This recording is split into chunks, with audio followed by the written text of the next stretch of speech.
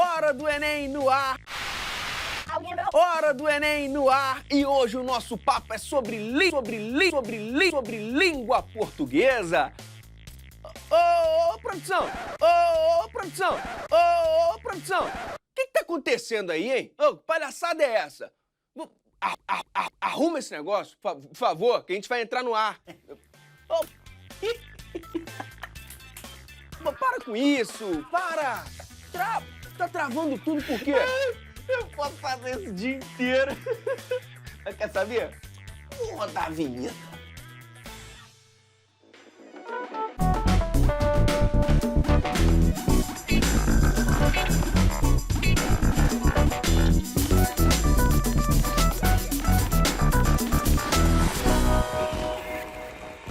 Hora do Enem no ar para falar de língua portuguesa.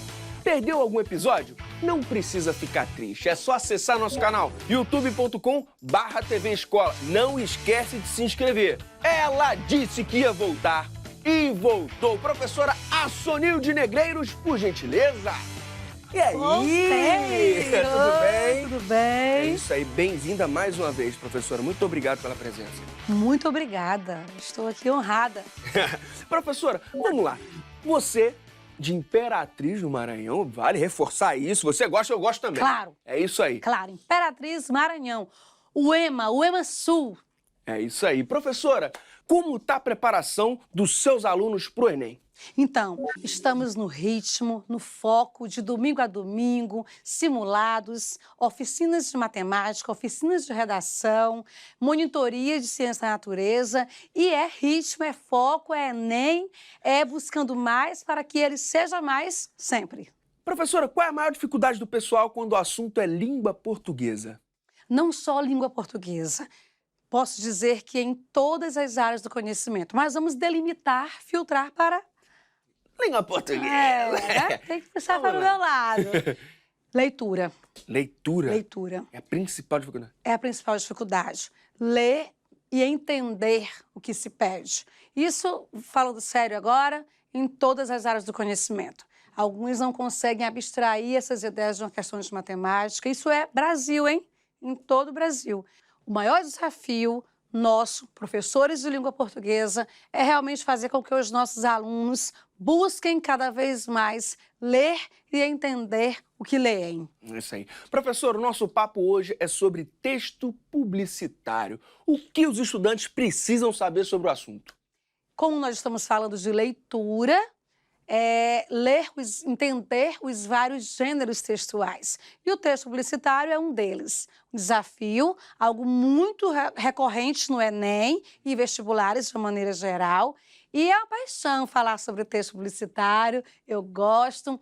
E nós, professores, precisamos mostrar ao aluno o quanto ele precisa saber ler e trabalhar também esse processo da redação de um texto publicitário. Perfeito. Professora, o texto publicitário tem só uma função? Não. Lógico que, predominantemente, a função é o quê? Dominar, persuadir, convencer. Mas ele traz como pano de fundo outras funções. Até podemos mesclar, fazer a correlação com funções da linguagem. Às vezes, o texto publicitário pode trazer um efeito de emoção também, de paixão. Há muitos mistérios na redação de um texto publicitário. Persuadir, instigar, educar, pode ser também? Sim, com certeza, essa questão de mudar de comportamento. O verbo comando aí, que é a intencionalidade discursiva do texto publicitário, como fato é mudar o comportamento do receptor. Perfeito. Bora para a questão, professor? Bora lá.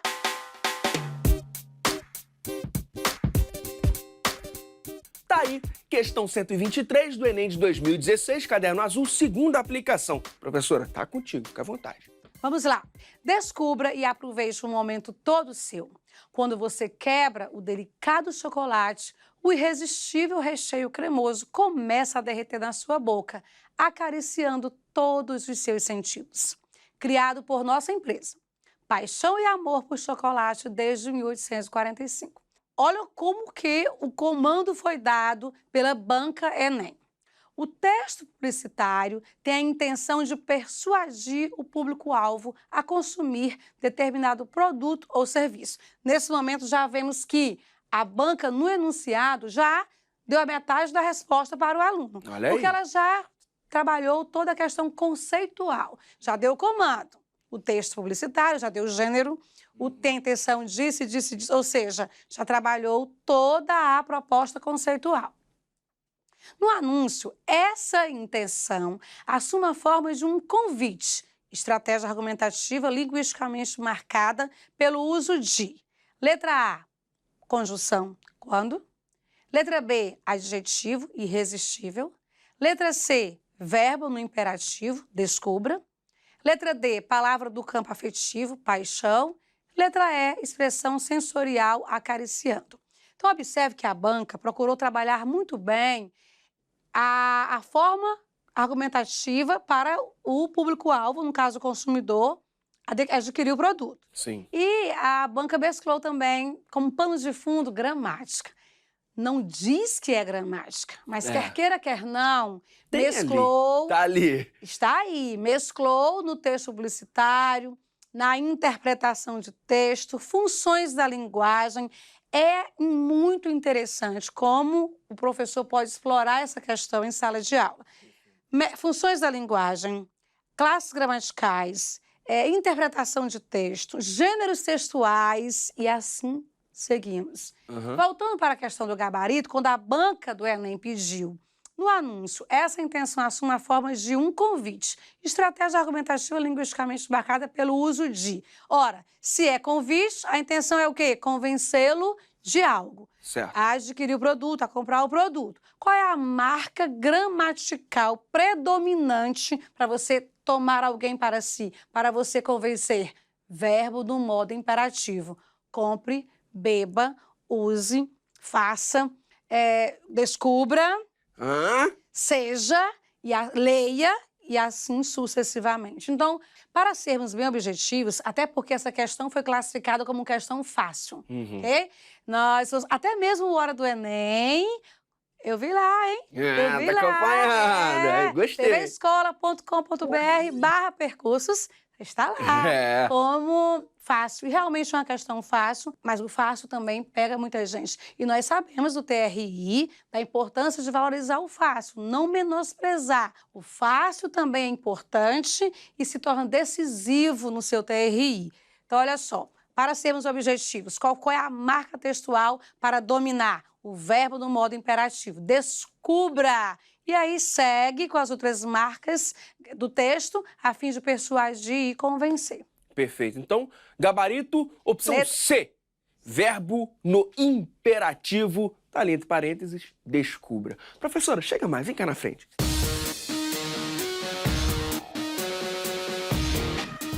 Professora, o domínio da gramática é importante para resolver esse tipo de questão? A gramática, como nós já fizemos no outro programa, tem a sua relevância, tem o seu poder, tem todo o seu destaque. No caso da questão anterior, como o texto é predominantemente, na verdade ele é todo verbal. A propaganda ali é toda feita no texto verbal. Certo. E o verbo no modo imperativo, olha só, gramática, é uma das marcas, uma das características da função chamada conativa ou apelativa, que é utilizada, que é usada nos textos publicitários. Professora, você falou muito sobre o texto verbal, dele ser verbal. Quais são os outros tipos de textos? Por que eu falei muito sobre isso, Lange? Porque, às vezes, algumas pessoas têm a visão de texto exclusivamente palavras. E o nosso desafio, como professores de língua portuguesa, é trazermos para o nosso aluno um conceito muito mais amplo de o que é ler e de que é texto. Texto é o conjunto de elementos linguísticos capazes de estabelecer comunicação. Então, eu posso ter um texto sem nenhuma palavra. É isso que é também importante ser enfatizado. E detalhe, o Enem cobra, vestibulares cobram, e o aluno precisa ser orientado em relação a isso. Não, mas como assim, professor, um texto sem palavra? Como seria um texto sem palavra? Quando nós falamos que o texto é um conjunto de elementos linguísticos capaz de estabelecer comunicação, o grande desafio é mostrar para o aluno os outros signos linguísticos. A imagem, o som, as cores. O texto não verbal é carregado de significados, carregado de informações. Nós vamos ver daqui a pouco alguns nos quais podemos comprovar que nada no texto não verbal é por acaso. Em tudo existe uma intencionalidade discursiva, uma cor, a opção por uma imagem, por um gesto, um som. Tudo isso comunica muito e é importante trazer para o aluno essa diversidade e esse conceito de que texto não é exclusividade única das palavras. Pelo que eu estou entendendo, uma placa de trânsito, então, seria um texto? Temos aí também um conceito, né, bem mais amplo de o que é texto. Aí vem lá Platão, Fiorin, que eu amo demais. Todo o conceito de o que é ler. Ler uma placa de trânsito exige o quê? Um conhecimento prévio. Ler não é só decodificar um signo linguístico, palavra. Isso qualquer criança alfabetizada o faz. Qualquer criança alfabetizada o faz. Hora do Enem. Foi alfabetizado? Faz. Agora, ir além das palavras é o desafio. Professora, a gente está falando do texto publicitário. Sim. Quando a gente aprende gêneros textuais na escola? Quando o professor se propõe ao desafio maior, que é apresentar ao aluno as várias modalidades, as várias categorias de texto. Isso são os gêneros textuais. E por que é tão importante conhecer os gêneros textuais para a prova do Enem? Porque o aluno não pode ficar limitado a uma modalidade de texto. É preciso ampliar, é preciso apresentar a ele as várias modalidades. Um texto publicitário, uma música, uma poesia, uma charge, uma tira, enfim, um texto jornalístico, uma redação, os vários gêneros. Pois é, isso tem tudo a ver com a nossa questão agora do segundo bloco. Bora dar uma olhadinha? Vamos lá? Então, professora, tá contigo. Eu gostaria muito de enfatizar nessa questão do Enem a palavra intertextualidade. Opa! Olha aqui, aluno, olha o comando intertextualidade. Isso é muito importante para o aluno que vai fazer Enem, para um bom leitor de todo e qualquer tipo de texto. O que é intertextualidade? É um texto presente em outro texto. É o diálogo entre os textos, é um texto conversar com o outro. Isso é esplêndido no que diz respeito à redação de vários textos. E apresentar esse elemento de textualidade ao aluno é necessário. Nós, professores de língua portuguesa, jamais podemos cometer este crime nas aulas de língua portuguesa de não apresentarmos esse elemento de textualidade ao nosso aluno, intertextualidade. E isso é visto nesse texto cobrado no Enem. Olha que interessante. Vai lá. Primeiramente, eu gostaria de chamar a atenção para o texto verbal. Beleza. Okay? E depois o texto não verbal. E aí nós temos um texto mesclado com a linguagem verbal e não verbal, o que é muito rico no que diz respeito ao aluno abstrair as ideias. Lembra quando eu disse que ler é entender, ler é ir além das palavras. Agora é a hora de irmos além das palavras. Então nós temos, quer continuar a respirar? Comece a preservar. A importância da preservação do meio ambiente para a saúde é ressaltada pelos recursos verbais e não verbais utilizados nessa propaganda da SOS Mata Atlântica. No texto, a relação entre esses recursos, letra A, condiciona o entendimento das ações da SOS Mata Atlântica. B, estabelece contrastes de informações na propaganda. C, é fundamental para a compreensão do significado da mensagem. D, oferece diferentes opções de desenvolvimento temático. E, propõe a eliminação do desmatamento como suficiente para a preservação ambiental. Então, vamos lá. Bora. Aqui o aluno tem de acionar o texto verbal e o texto não verbal. Não é à toa que a banca escolheu tal texto para fazer o aluno correlacionar a leitura. Muito bem. Sim. Primeiramente, agora no segundo plano, vamos ver o texto não verbal. Bora lá. O que nós temos no texto não verbal? São as árvores ali de As- lado, lembram também pulmões. As árvores estão em que plano? Elas estão deitadas? Estão deitadas, exatamente. Ou estão de seja, lado. desmatamento. Destruiu. Olha a correlação. Quando ele diz, quer continuar a respirar, comece a preservar. Por que escolher o verbo respirar? Lembra, nada no texto é por acaso. Em Exatamente. tudo existe uma intencionalidade discursiva. E aí nós podemos observar no jogo de palavras, de ideias e de imagem. Quer continuar a respirar? Que imagem nós temos ali como pano de fundo as árvores? Pulmões. Nós temos a menção aqui, por falar em respiração, Pulmões. pulmões, ótimo. E o que são os pulmões? São os órgãos do sistema respiratório responsáveis pelas trocas gasosas entre meio ambiente e o sangue. E qual a principal função dos pulmões? Oxigenar o sangue e eliminar o dióxido de carbono do corpo. Olha aí. Então, observe a correlação. Um pulmão com infecção leva a quê? A fatalidade, Sim. a morte. Então, quer continuar a respirar? Comece a preservar. A preservação do meio ambiente está em evidência. Que se você não preservar, é lógico que a tendência é você não respirar tão bem. Os pulmões daqui a pouco não vão mais dar conta. E realmente, acabou. É fatalidade. Então, a importância de o aluno mesclar o texto verbal e não verbal no processo da leitura. Outro detalhe, as cores.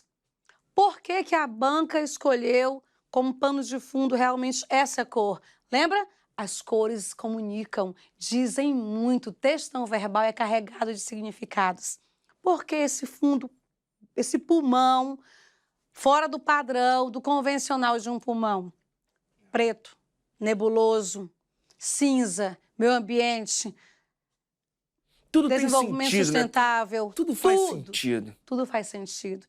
Então, a tendência, se você não preservar, é seus pulmões ficarem tais quais as árvores, caídas, mortas, enfim.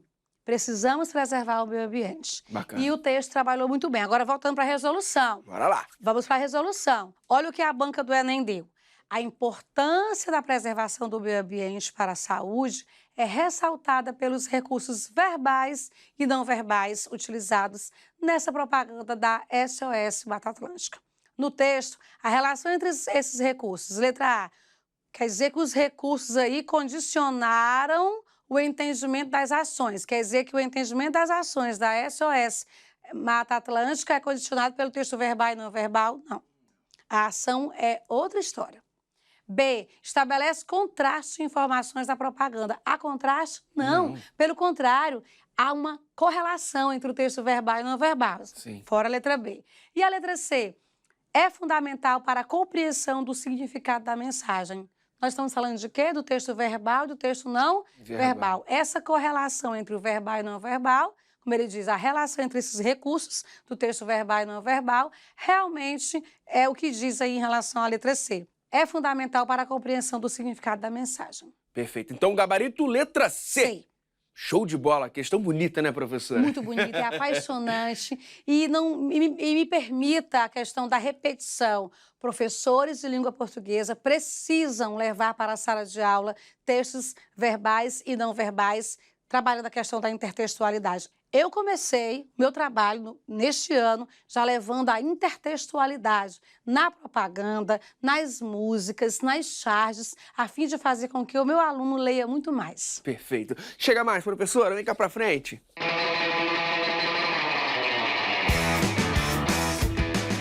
Professora, de que outro modo o Enem pode cobrar esse conteúdo? A intertextualidade pode ser cobrada de várias maneiras. Música é muito importante. Perceber como um pano de fundo uma aula de história, uma aula de filosofia, sociologia, naquela música, um texto conversando com outro texto, em charges, em propagandas, como nós vimos, em tirinhas, em filmes, literatura, podemos explorar bastante isso. Então, assim, é um universo a ser descoberto, redescoberto pelo aluno. Não só aquele que vai fazer o Enem, mas o que vai fazer quaisquer vestibulares. E chegou a hora do nosso Momento Pop Prof.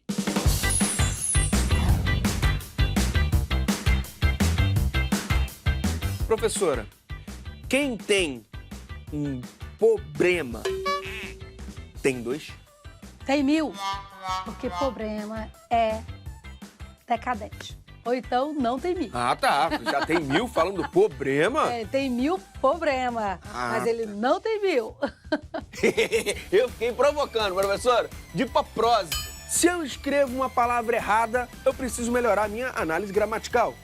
Logo, se eu penso errado, eu preciso de uma psicanálise gramatical?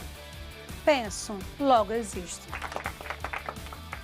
Passa pra outra. Você não acha terrível que em pleno século XXI ainda haja orações subordinadas? Existem também as coordenadas, e daí? Não, mas elas são subordinadas em pleno século XXI. Essa coisa de subordinação, não tá na hora de... Mas é uma miscigenação de orações, é uma mistura. E você põe coordenadas, põe independentes, põe assindéticas, põe sindéticas. As subordinadas estão ligadas à oração principal e o texto fica perfeito. Não, eu quero saber quando é que as orações subordinadas vão se rebelar. Não precisam, porque a oração principal já vai dar o comando. Pensando nas nossas crianças, nos nossos jovens, qual será o futuro do subjuntivo? Qual será? Vamos lá. Será com as expressões auxiliares. Quando eu estudar, se eu estudar mais, quando eu vir a minha nota da redação do Enem, não é quando eu ver, hein? Quando eu vir, futuro do subjuntivo. Se eu vir o professor Julião, se eu vir a professora Sonilde, tiraria essa dúvida. Essa foi a Sonilde Negreiros no nosso Momento Pop Prof. Professora, para fechar, qual é aquela dica pra galera ficar fera em intertextualidade e mandar bem em todos os gêneros textuais? A dica é leitura. Leia, candidato, leia todo e qualquer tipo de texto.